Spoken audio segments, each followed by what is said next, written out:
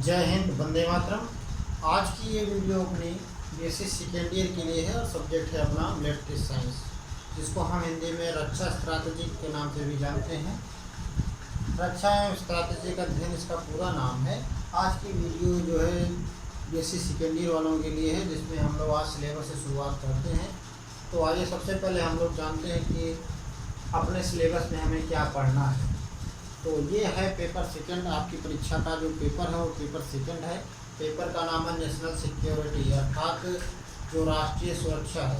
राष्ट्रीय सुरक्षा को ध्यान में रखकर इस पेपर को दिया गया है, बनाया गया है कि राष्ट्र की हमारी जो सुरक्षा है उसके लिए क्या क्या ज़रूरी चीज़ें हैं, उसको कैसे क्या करना है, इन सब चीज़ों के बारे में हम लोग क्रमबद्ध अध्ययन करेंगे। तो आइए शुरुआत करते हैं। पहली इकाई यानी कि फर्स्ट यूनिट में हम लोग पढ़ेंगे। इसका पहला चैप्टर होगा राष्ट्रीय शक्ति का अर्थ एवं सिद्धांत।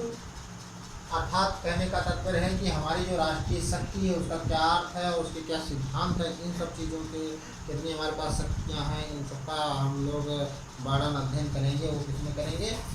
फर्स्ट चैप्टर में, जिसका नाम है राष्ट्रीय शक्ति का अर्थ और उसका सिद्धांत। दूसरे चैप्टर के अंतर्गत हम लोग पढ़ेंगे राष्ट्र राज्य का शक्ति रचना दृश्य एवं राष्ट्रीय शक्ति के तत्व। यानी कि राष्ट्र जो राज्य है, इसको हम राष्ट्र राज्य की श्रेणी में क्यों लाए, या राष्ट्र राज्य क्या है? राष्ट्र तो हम अपने देश को बोलते हैं, लेकिन इसको एक राज्य के तौर पर जब वसुधैव कुटुंबकम की बात करते हैं, अर्थात सारी पृथ्वी अपना एक परिवार है, अपना एक राष्ट्र है, तो एक समूह उसको बोलते हैं एक राष्ट्र। उसमें अगर उस राष्ट्र को अगर हम उस तौर पर राष्ट्र के तौर पर देखेंगे तो हमारा देश एक राज्य के तौर पर आएगा। तो इसमें राष्ट्र राज्य की बात कही गई है। राष्ट्र राज्य की बात का मतलब है राज्य के पास या राष्ट्र के पास, देश के पास क्या शक्ति है, उसकी क्या राष्ट्रीय हित में उस शक्ति क्या तत्व हैं, इसके बारे में हम लोग अध्ययन करेंगे सेकेंड चैप्टर के अंतर्गत। थर्ड चैप्टर के अंतर्गत अपना आएगा सुरक्षा के निर्धारक, यानी कि हमारी जो सुरक्षा है उसको निर्धारित करने वाले कौन कौन से कारक हैं, कौन कौन से तत्व हैं जो हमारे राष्ट्रीय सुरक्षा को प्रभावित करते हैं, प्रसारित करते हैं या प्रसारित करते हैं, और उसका निर्धारण कैसे किया जा सकता है, कहाँ पे किया जाता है। तो इसका अध्ययन हम लोग करेंगे तीसरे चैप्टर के अध्ययन में। फर्स्ट यूनिट का जो चौथा चैप्टर है अपना, उसका नाम है प्रादेशिक अखंडता एवं प्रभुत्व। अर्थात जो प्रदेश की है वो प्रदेश की एकता अखंडता जो है उसका प्रभुत्व क्या है, और हमारे जो निकटतम पड़ोसी हैं, जो हमारे आसपास सीमाओं से सटे हुए जो हमारे देश हैं, अन्य जो देश हैं, पड़ोसी देश हैं, उनसे किस प्रकार से कितना खतरा हमें है और उन खतरों से निपटने के लिए हमारी क्या तैयारियां हैं, इन सब का अध्ययन हम लोग करेंगे। किसमें? फर्स्ट यूनिट के फोर्थ चैप्टर में। इसका नाम है प्रादेशिक अखंडता एवं प्रभुत्व, निकटस्थ पड़ोसियों से खतरा। पांचवा चैप्टर जो हमारा है वो विप्लव विरोधी अवधारणा और आयाम। अर्थात विप्लव का अर्थ होता है जब कोई देश की जनता अपने देश की सरकार से त्रस्त हो जाती है, उसको गिराने की या उसको हटाने की बात करती है, विद्रोह करती है, तो उसको कहते हैं विप्लव। तो हम लोग इसका विस्तृत अध्ययन करेंगे किसमें? अपने इस चैप्टर के अंतर्गत पांचवें चैप्टर में, कि विप्लव क्या है, विप्लव का अर्थ क्या है, विप्लव की परिभाषा क्या है, विप्लव का विरोध कब और कैसे होता है, क्यों होता है, और इसकी अवधारणा क्या है, इसके आयाम क्या है। इसकी विस्तृत चर्चा हम लोग करेंगे अपने फिफ्थ चैप्टर में, फर्स्ट यूनिट के। तो अपने फर्स्ट यूनिट के अंतर्गत हमारे 5 चैप्टर आ गए। राष्ट्रीय शक्ति का अर्थ एवं सिद्धांत, राष्ट्र राज्य का शक्ति रचना दृश्य और राष्ट्रीय शक्ति के तत्व, सुरक्षा के निर्धारक तत्व, प्रादेशिक अखंडता एवं प्रभुत्व, निकटस्थ पड़ोसियों से खतरा। और पांचवें चैप्टर के अंतर्गत हम लोग विप्लव क्या है, विप्लव विरोधी शक्तियाँ कौन सी हैं, किस तरह के विप्लव का प्रयोग किया जाता है, और उसकी अवधारणा क्या है, उसके आयाम क्या है, इन चीज़ों का अध्ययन हम लोग करेंगे फर्स्ट यूनिट में इन 5 चैप्टर के माध्यम से। अब बात आती है सेकेंड चैप्टर में, सेकेंड यूनिट में, या द्वितीय इकाई जिसको हिंदी में बोलते हैं। तो द्वितीय इकाई के अंतर्गत हम लोग अध्ययन किसका करेंगे? अंतर्राष्ट्रीय सुरक्षा का। यानी कि जो हमारी अंतर्राष्ट्रीय सुरक्षा है, जो हमारा अगर हम राष्ट्र की यहाँ पे राष्ट्र को एक अपने देश के तौर पे लिया जा रहा है, तो देश के मतलब देश के आधार पर उसको यहाँ पे कहा गया है। तो इस राष्ट्र मतलब अंतर्राष्ट्रीय, ये राष्ट्र हो गया हमारा देश जो है उसको राष्ट्र के तौर पे यहाँ परिभाषित किया गया है, तो अंतर्राष्ट्रीय के तौर पे होगा कि अंतर्राष्ट्रीय सुरक्षा, यानी कि बाहरी आक्रमण से, बाहरी विदेशी आक्रमण से या बाहर के देशों से हम अपनी सुरक्षा या अपने देश की सुरक्षा कैसे कर सकते हैं, अपने भूभाग के भौगोलिक भूभाग से हम लोग कैसे सुरक्षित रह सकते हैं, कैसे उसकी सुरक्षा कर सकते हैं, इसका अध्ययन करेंगे हम लोग सेकेंड यूनिट के इन चैप्टरों के माध्यम से। तो आइए देखते हैं कि सेकेंड यूनिट में हम लोग क्या क्या इसमें किन किन चैप्टर के द्वारा इसका अध्ययन हम लोग करेंगे। तो इसमें सबसे पहले आता है व्यवहारिक प्रवाह, यानी कि जो हमारे व्यवहार में प्रभावपूर्णता होती है, प्रभाविता होती है, प्रभावित करने वाले तत्व होते हैं हमारे व्यवहार में, जैसे घरेलू नीति हो गई या रक्षा नीति हो गई, विदेश नीति हो गई, या इसके बीच में जो भी संबंध हमें रखने हैं कैसे किस प्रकार से रखने चाहिए, यानी कि हमारे संबंध अच्छे होंगे, भले होंगे, लोगों के लिए हितकारी, खुद के लिए भी हितकारी होगा तो उसको हम दूसरे के लिए भी हितकारी रखेंगे, करेंगे, तो क्या होगा, हमारा व्यवहार अच्छा होगा, कुशल होगा, जब तभी ये चीज़ हो सकता है। तो उससे जो हमारा व्यवहार दूसरे से, अपने पड़ोसी से अच्छा रहेगा, तो हम अंतर्राष्ट्रीय सुरक्षा, यानी जो अपने मृदभाषी या मृद व्यवहार से पड़ोसी को खुश रखेंगे तो हमारी सुरक्षा भी सुनिश्चित रहेगी। तो इन सब चीज़ों का सैनिक के तौर पे, एक देश के सुरक्षा के तौर पे इसका अध्ययन हम लोग इसमें करेंगे फर्स्ट चैप्टर में, दूसरे यूनिट के पहले चैप्टर में। तो बात आती है फर्स्ट यूनिट के दूसरे चैप्टर की, जिसमें इसका नाम है सामूहिक सुरक्षा, शक्ति संतुलन, यानी कि जो समूह के सामूहिक सुरक्षा, यानी कि इस चैप्टर के अंतर्गत हम लोग अध्ययन करेंगे सामूहिक सुरक्षा, मतलब इस समूह में सुरक्षा है, जैसे पंचशील सिद्धांत हो गए, या आपका वीटो पावर हो गया, नाटो हो गया, इस तरह से कई देश मिल के एक संगठन बनाते हैं जिसमें एक देश के आक्रमण का मतलब होता है, या एक देश पर हमले का मतलब या उसका निष्कर्ष होता है कि सभी देशों पर उसका आक्रमण माना जाएगा। इस तरह से उसकी नीतियाँ होती है, जब हम लोग पढ़ेंगे तो विस्तृत चर्चा उसमें करेंगे। तो उस सेकेंड चैप्टर के अंतर्गत हम लोग पढ़ेंगे या चर्चा करेंगे, जानेंगे, अध्ययन करेंगे कि सामूहिक सुरक्षा क्या है, उसकी शक्तियों का संतुलन कैसे हम लोग कर सकते हैं और कैसे उसका विस्तार कर सकते हैं। तीसरी चीज़ आती है इसमें सेकेंड यूनिट के तीसरे चैप्टर में अंतर्राष्ट्रीय आतंकवाद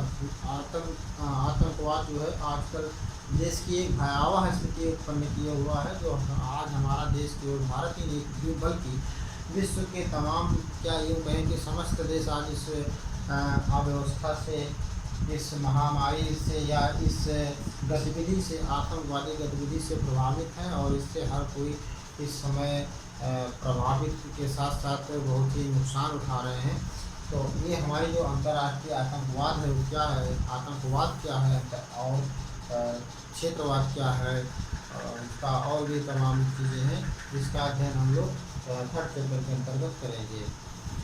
और जो सेकेंड यूनिट का फोर्थ चैप्टर है तो वो हमारे देश का जो महासागर है, जिसको हम हिंद महासागर के नाम से जानते हैं, जो हमारा जलीय भूभाग है हिंद महासागर से जो आच्छादित है, उसमें आजकल तमाम हमारे पड़ोसी देशों की, यहाँ तक कि महाशक्ति जिसको कहते हैं, उनकी भी निगाहें टिकी हुई हैं, क्योंकि वो व्यापारिक तौर पर और सामरिक तौर पर बहुत ही गुणकारी है, लाभकारी है। इसलिए तो उसके ऊपर विश्व की सभी राष्ट्रों की निगाहें टिकी हुई हैं। तो हम लोग क्या करेंगे, हिंद महासागर में विश्वव्यापी शक्ति की रुचि और भारत की समुद्री रक्षा एवं विकल्प, अर्थात कहने का तात्पर्य है जो हिंद महासागर अपना, उसका जो विश्वव्यापी शक्तियाँ हैं उनकी रुचि उसमें क्यों बढ़ रही है, क्योंकि वो सामरिक तौर पर तो है ही हैं, तो सामरिक तौर से महत्वपूर्ण तो है ही हैं, व्यापारिक तौर से भी ये महत्वपूर्ण है। तो इसका अध्ययन हम लोग किसमें करेंगे, फोर्थ चैप्टर में। और भारत की समुद्री रक्षा, यानी कि उससे जो हमारी रक्षा है, रक्षा प्रणाली है, कैसे हम इससे सुनिश्चित कर सकते हैं अपनी रक्षा को, इसके क्या क्या विकल्प हैं, इन सारी चीज़ों का अध्ययन हम लोग फोर्थ चैप्टर में, सेकेंड यूनिट के फोर्थ चैप्टर में करेंगे। तो इस प्रकार से हम लोग सेकेंड यूनिट में 4 चैप्टर का अध्ययन करेंगे, जिसमें आपका व्यवहार प्रवाह, विदेश नीति, रक्षा नीति, क्षेत्रीय नीति, घरेलू नीति इत्यादि के बीच में जो सामंजस्य, एहसास, संबंध है, कैसे स्थापित करना है, इन सब चीज़ों का अध्ययन करेंगे। और सामूहिक सुरक्षा और शक्ति संतुलन, अंतर्राष्ट्रीय आतंकवाद, हिंद महासागर में विश्वव्यापी शक्तियों की रुचि और भारत के लिए उसका क्या सामरिक या समुद्री रक्षा तट का क्या महत्व है, उसके क्या विकल्प है। इस तरह से हम लोग सेकेंड यूनिट में 4 चैप्टर का अध्ययन करेंगे। तो ये हमारे सेकेंड यूनिट में 4 तरह के 4 चैप्टर से इसका हम लोग अध्ययन करेंगे।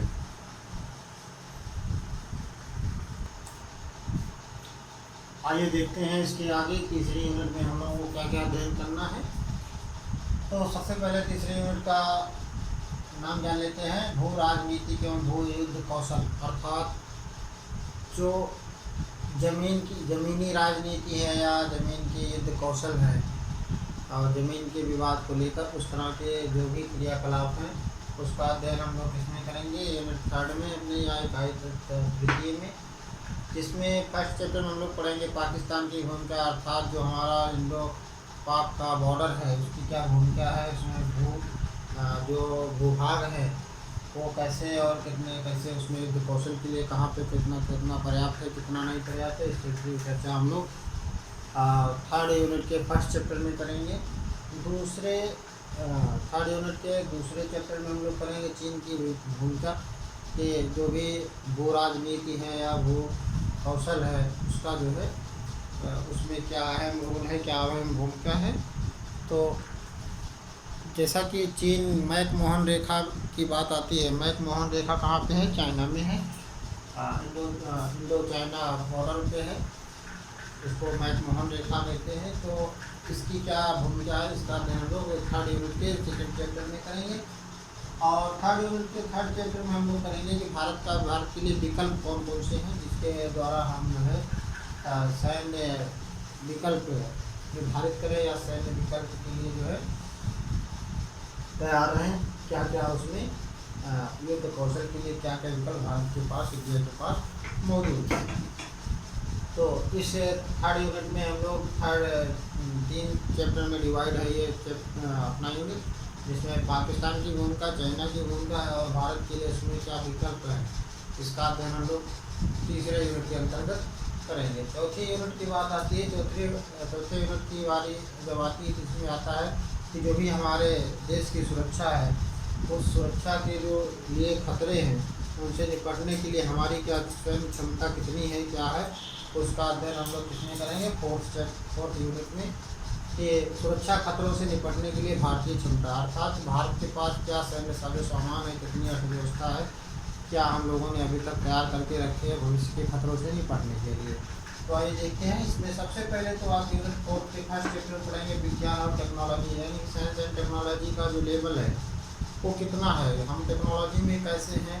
आज हम लोग सुपरसोनिक कंप्यूटर के द्वारा जो लॉन्चिंग कर रहे हैं सैटेलाइट हो वो सैनिक के लिए भी आवश्यक है और वो जो है हमारे टेक्नोलॉजी के लिए, हमारे रोज़मर्रा की ज़िंदगी के लिए भी वो टेक्नोलॉजी बहुत ही आवश्यक है। तो हमारे जो भारतीय सैन्य क्षमता है, भारतीय जो टेक्निकल या तकनीकी है वो कहाँ पर है, कहाँ पर हम आपको विद्यमान कर रहे हैं, इस चीज़ के लिए हम इस चीज़ का अध्ययन हम सैनिक एक स्ट्रैटेजिक तौर पे या रक्षा तौर पे हम कहाँ तक पहुँच पाए हैं, हम अपने आप को कहाँ पर पा रहे हैं, इस चीज़ की चर्चा हम लोग फर्स्ट चैप्टर में करेंगे यूनिट 4 से। और जो यूनिट 4 का सेकेंड चैप्टर आएगा उसमें आएगा परमाणु शक्ति क्या है, परमाणु शक्ति का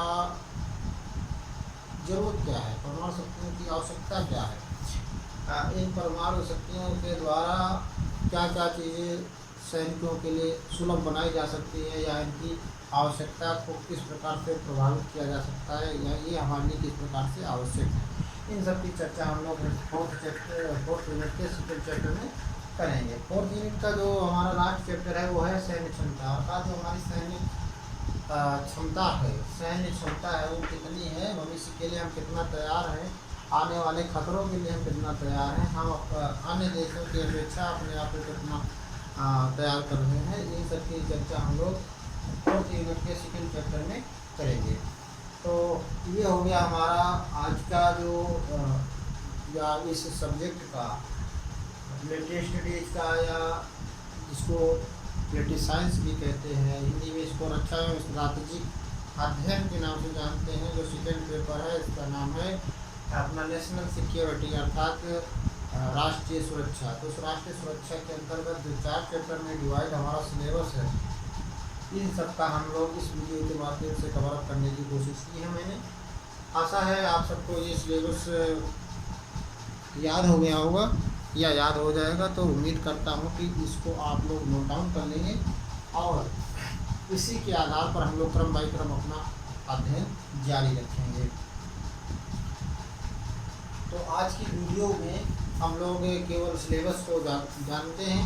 अब आगे की शुरुआत हम लोग करेंगे फर्स्ट चैप्टर से। तब तक के लिए जय हिंद, वंदे मातरम।